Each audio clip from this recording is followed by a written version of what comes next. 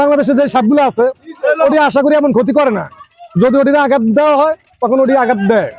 আর এই সাপ বলে খালি হুদেই মারতে আছে, তাহলে এটা কেমন সাপ? এটা কি বাংলাদেশের সাপ না? এটা বাংলাদেশের, ভারতের সাপ। হ্যাঁ, এটা বাংলাদেশের সাপ দেখি না।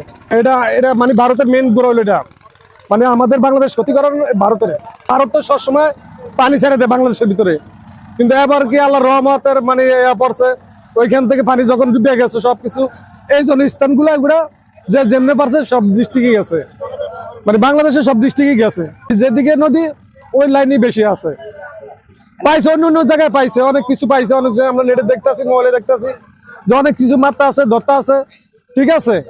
আপনার আর চরবসন বড় নদী লাইন আমরা কিন্তু নেটে দেখছি।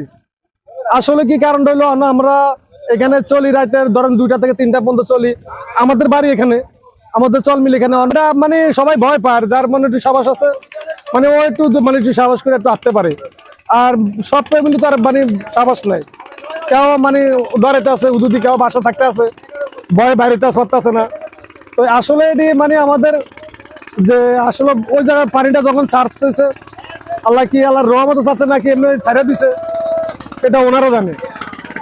ওই প্রচুরের লগে ধরেন যে যেমনি পারছে এমনি পলাইছে। আমাদের বাংলাদেশের সরকার উনি যদি ইচ্ছা করে ভারতের সাথে কথা বলতে পারে যে এটা কিভাবে করা যায়, সে আমাদের বর্তমানে সরকার, কারণ সে যেটা ডিসিশন দেয় সেইভাবেই তো চলতে হবে।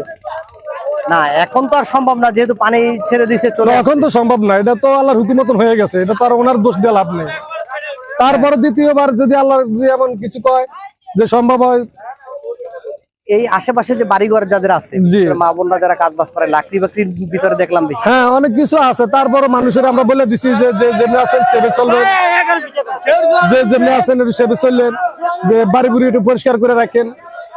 আপনার দাদা লাড়কি আছে, লাড়কি গুলা চেক করে যে কোনো এক জায়গায় নিয়ে হেফাজতে টিয়া দিলে হইতো।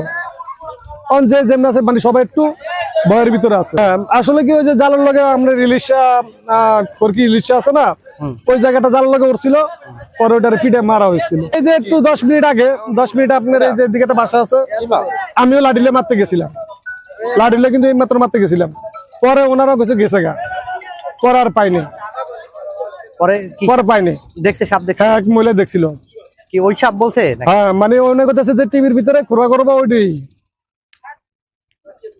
টিভির ভিতরে যেগুলা মানে ওনার টিভি দেখে মানে ওই যে দেখছে মানে প্রতিকে নেটে দিয়ে দিছে, ওটার মতনই অবিকল।